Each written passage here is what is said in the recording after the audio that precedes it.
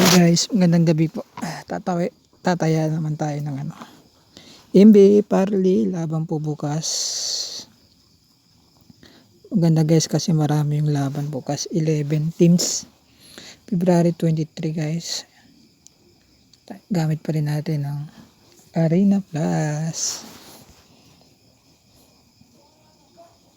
Bukas. Ayan, sa handicap tayo guys. Kunin natin yung sa home court ng Thunder, yung plus 4. Sa Milwaukee, kunin natin din yung 3.5. Sa Atlanta Hawks versus Nets, negative 10.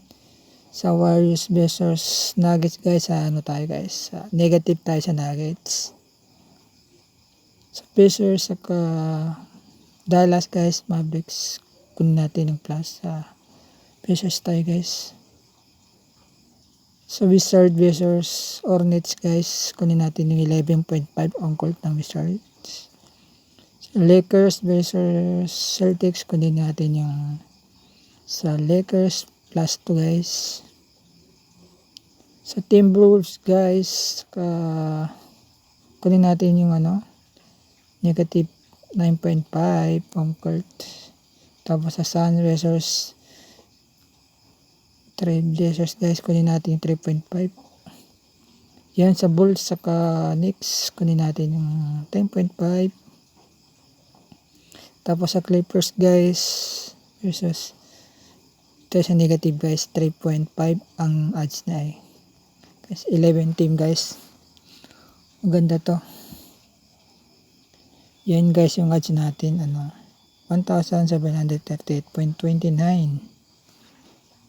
Na close market pa. Check natin guys yung